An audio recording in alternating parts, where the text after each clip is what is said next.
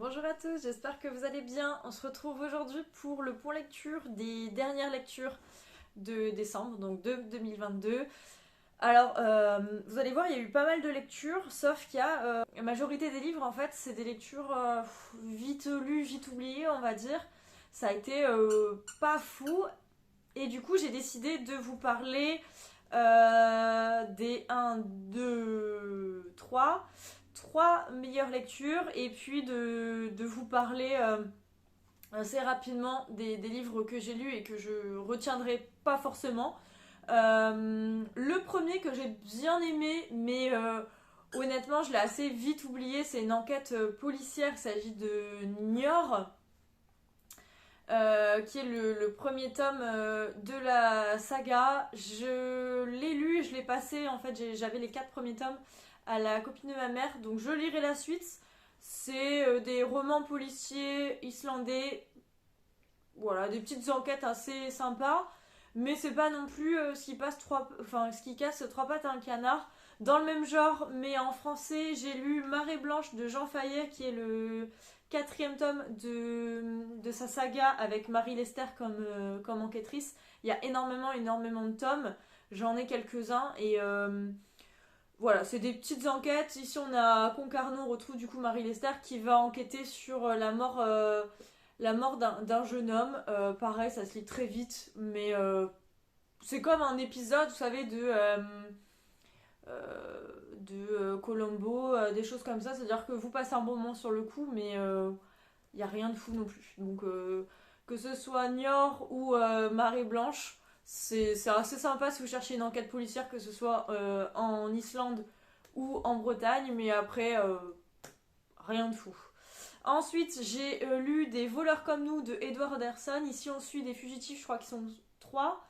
3 fugitifs et on suit leur cavale au Texas. J'ai absolument rien retenu. Je l'ai lu et j'ai pas forcément compris l'intérêt, donc je n'ai pas envie forcément de m'étendre sur le sujet. Ensuite, un livre que j'ai lu, mais on va dire lu en diagonale, c'est La Fissure de Jean-Paul Didier Laurent. En fait, c'est l'histoire d'un homme qui est représentant de nains de jardin, qui est racheté par une grosse holding américaine et il va être omnibulé par une fissure sur le mur de son jardin. C'est plein de métaphores, d'humour qui correspond pas vraiment à mon humour. Donc voilà, il se lit, enfin, comme il est écrit assez gros, assez aéré, je l'ai lu pendant une séance de Wait With Me chez Séverine, mais voilà, hein. Je sais qu'elle avait beaucoup aimé, mais moi ça l'a pas fait, hein. Moi a pas compris l'humour ou ce que voulait dire l'auteur. Je pense que voilà, j'ai pas tout compris et ça m'a pas forcément intéressé. Et le dernier où je parle rapidement, c'est Dans 5 ans de Rebecca Searle chez Charleston. Ce roman, on a entendu énormément parler. On le voyait partout à sa sortie. On est dans un roman où on retrouve Dani, qui, euh, qui est mariée à David, et enfin qui est fiancée au départ, en tout cas, qui va se marier. C'est un peu le point de l'histoire. Et en fait, elle va se réveiller 5 ans plus tard. En fait, elle va se réveiller un matin. Elle va voir qu'elle habite dans un autre appart avec un autre mari, en tout cas un autre homme. Et aux infos, elle va voir que du coup, on est 5 ans après le moment où elle s'est endormie. Et elle va pas tout comprendre. Et on va du coup repartir à chaque fois pour savoir ce qui s'est passé et comment elle est arrivée là 5 ans après, alors que toute sa vie était tracée avec son métier, son mari, etc. Et qu'au final, 5 ans après, c'est pas du tout ce qui va se passer. Euh, C'était sympa, on va dire que au moment des fêtes de Noël, une lecture légère, c'était ce qu'il fallait. Mais une fois de plus, j'ai pas compris la hype, j'ai pas compris pourquoi on le voyait autant. C'est sympa, mais pas de quoi en parler en veux-tu, en voilà.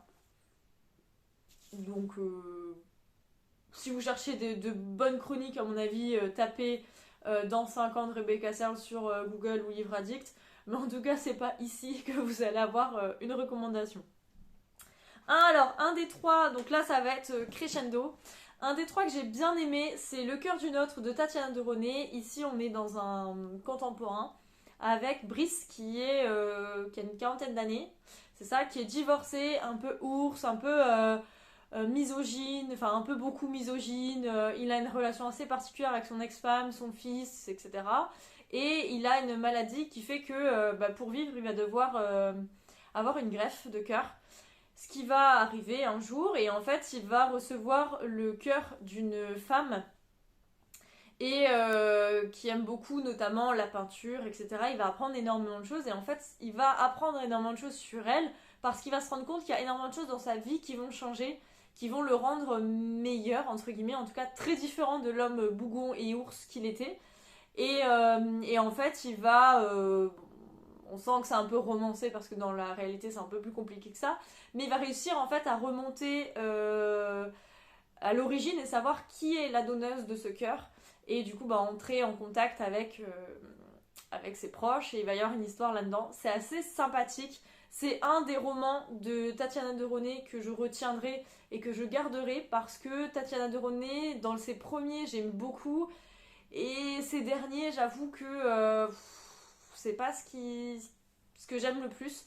Donc là, on est dans un de ses premiers. Et vraiment, si vous voulez commencer avec cet auteur, si vous cherchez un contemporain assez mignon, une belle histoire, pour passer un très bon moment, je vous recommande parce que j'ai beaucoup aimé en fait l'évolution de ce personnage. J'ai beaucoup aimé, même s'il y a beaucoup de facilité, mais bon, il faut bien des facilités pour faire un roman aussi.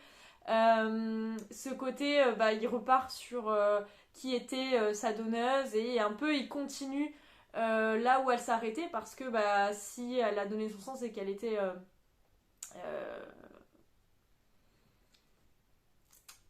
elle est décédée dans un accident, donc c'était une mort assez brutale.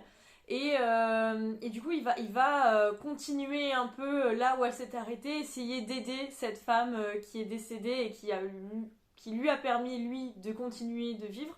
Donc j'ai trouvé ça assez mignon, assez touchant, et vraiment, contrairement à certains autres départs que je vous disais, c'était assez sympa. Là, pour le coup, j'en garde un très bon souvenir et je vous le recommande. Ensuite, autre très bonne lecture, j'ai lu Fièvre rouge de Judith Rochman chez Plomb. Donc ici, on est dans un roman qui est sorti là fin d'année, avec Julia Guzman, qui est fille d'un républicain espagnol qui est mort pendant la guerre civile d'Espagne et qui a les mêmes revendications et les mêmes croyances politiques que son père. Elle va arriver sur Paris pour combattre dans la cellule communiste, en tout cas auprès des communistes. Et elle va notamment être hébergée par un membre, Sergueï Dimitrov, qui est marié avec Émilie et qui a un petit garçon. Est-ce qu'il y a son nom? Parce que moi, et les prénoms. Non. Donc elle va habiter chez eux un moment et en fait il va y avoir des trahisons, elle va essayer d'enquêter, elle va être aussi elle va se rendre compte que Sergueï n'est pas non plus tout blanc auprès du Parti communiste et l'originalité de ce roman aussi, donc en plus de ce côté historique vraiment avec le Parti communiste, ses origines aussi de républicain espagnol, etc. C'est vraiment ce côté en fait où Sergueï va, en plus d'avoir une femme, va vouloir avoir Julia, ce qui n'est pas du tout elle ce qui l'intéresse. Et en fait, elle va tomber amoureuse d'Emily. Et du coup, on a cette romance entre ces deux femmes qui existe dans une période assez compliquée. Et notamment, Emily est mariée et à Sergueï de surcroît. Et donc, du coup, on est dans ce truc-là. Et j'ai beaucoup aimé en fait ce mélange entre le côté féminisme aussi, parce que sans compter l'amour entre des femmes, il y a aussi ce combat d'être une femme indépendante à cette période-là. Et on parle aussi beaucoup de l'avortement clandestin. Enfin, il y a énormément de sujets de cette période-là qui sont abordés et j'ai trouvé ça hyper bien écrit. J'ai beaucoup aimé les personnages. J'ai adoré suivre Julia et détester Sergueï. J'ai beaucoup aimé le personnage d'Emily, le personnage de son fils aussi, j'ai oublié le prénom, mais jusqu'au bout, en fait, ce petit garçon m'a beaucoup plu aussi. Et lui, il a un regard du coup très différent parce qu'il a ce regard d'enfant sur Emily qui habite avec eux, sur sa mère, sur son père, etc. Et sur les manipulations aussi que les parents peuvent avoir sur leur enfant. Et vraiment, j'ai trouvé que c'était un roman hyper intéressant. J'en ai parlé d'ailleurs à Lisa parce que j'aurais bien aimé avoir aussi son retour plus historique parce que je sais qu'elle est tellement plus calée.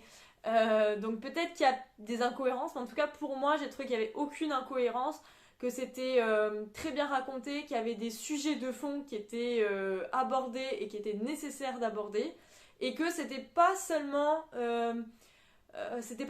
l'histoire de cette trahison ou de cette romance entre ces deux femmes ou de cette trahison politique. C'est vraiment tout mélangé, c'était un ensemble. Et vraiment, j'ai été plongée au cœur de ces années avec ces femmes. Et vraiment, j'ai beaucoup aimé. Et je suivrai du coup les autres parutions de Judith Rochman parce que j'ai beaucoup aimé ce roman. Et du coup, je vous le recommande. Et ensuite, j'ai fini l'année avec un gros coup de cœur BD. Je l'avais déjà vu passer et quand je l'ai pris à la médiathèque, la bibliothécaire m'a dit «Ah, vous allez adorer, je l'ai beaucoup aimé, ça a été un coup de cœur, etc.» Et donc quand je suis rentrée de Noël, je l'ai lu. Il s'agit du Plongeon de Séverine Vidal et Victor Elpinel chez Grand Angle. J'ai adoré, j'ai pleuré, j'ai souri, vraiment je suis passée par toutes les émotions et je pense même que je me l'achèterai pour le garder dans ma bibliothèque tellement j'ai aimé cette histoire. On se retrouve avec Yvonne qui a 80 ans et au début de cette BD, on la voit en fait avec son chien et elle doit se résigner, elle ne peut plus vivre toute seule chez elle, elle va devoir aller en maison de retraite, donc il y a sa famille qui l'accompagne. Et elle a notamment une belle relation avec son petit-fils. Et donc elle arrive dans cette EHPAD où, bah, comme beaucoup, ils savent que c'est leur dernier lieu de vie, donc c'est une ambiance très particulière. Et puis en fonction de comment on est au niveau cognitif, elle a encore toute sa tête en fait quand elle arrive à l'EHPAD. Donc elle voit des gens qui ont certes toute leur tête et d'autres qui ont plus du tout leur tête, qui savent même plus où ils sont, sur quelle planète. Et c'est un coup dur en fait à encaisser, un deuxième coup dur on va dire pour Yvonne. Elle va s'offrir une parenthèse on va dire dans cette vie, dans cette fin de vie. Et on va la suivre un peu dans ses folies. Elle essaie d'embarquer un peu tout le monde, de mettre un peu de vie dedans. Elle se rappelle pas mal de choses, donc elle nous fait vivre aussi ce qu'elle a ressenti, ce qu'elle ressent. Et vraiment, j'ai adoré. C'est vraiment compliqué d'en parler parce que je trouve que cette BD, plus que l'histoire, c'est vraiment les émotions qu'on ressent quand elle nous parle. Les dessins sont très bien. En fait, les deux vont très bien. C'est-à-dire que le texte et l'histoire est très belle. Les dessins vont très bien ensemble. Et en fait, l'ensemble fait que le roman, la BD, est magnifiquement bien raconté. C'est vraiment l'un de mes coups de cœur 2022. J'ai eu très peu de coups de cœur pour 2022.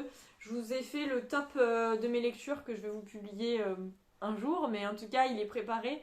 J'ai eu beaucoup de mal à vous trouver mes meilleures lectures. En tout cas, mes coups de cœur. J'ai eu énormément de mal à vous trouver les coups de cœur parce que j'ai pas eu énormément de coups de cœur en 2022. C'est vrai que j'ai eu des très bonnes lectures, mais très peu de coups de cœur.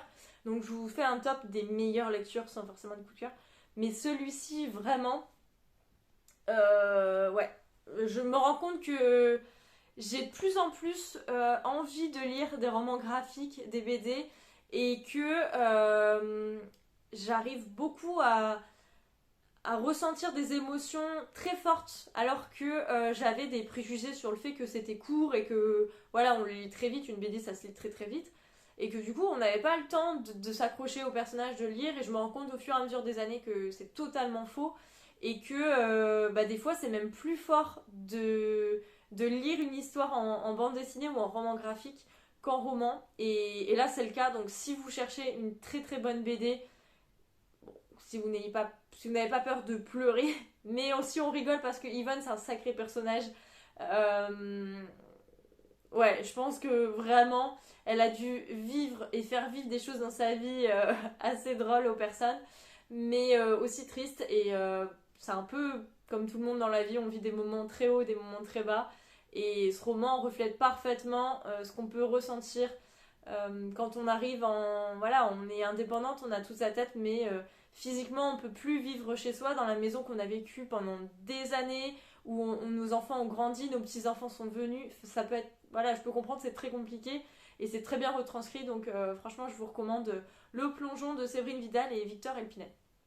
Donc voilà, c'est tout pour ce point lecture des dernières lectures du mois de décembre. J'espère que vous retiendrez en tout cas les 3 dernières lectures que je vous ai présentées parce que vraiment c'est celles que je vous recommande le plus. Et je pense que je vais continuer en 2023 ce format de vous présenter voilà, très, très vite, succinctement les lectures soit que j'ai pas aimé, soit vraiment passable où j'ai pas forcément de choses à dire. Et puis du coup ça me permet de passer un peu plus de temps sur les lectures que j'ai bien aimées et vraiment de passer ce temps-là pour recommander et expliquer pourquoi j'ai tant aimé, qu'est-ce que j'ai aimé, pour que vous puissiez voir en fait si vous aimez ou pas.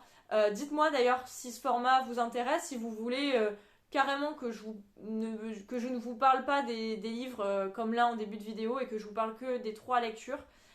Dites-moi ce qui vous arrange, si vous êtes quand même curieux de savoir ce que j'ai lu et ce que j'ai pas aimé ou ce qui a été passable, et, ou alors si vous voulez uniquement que je parle des très très bonnes lectures.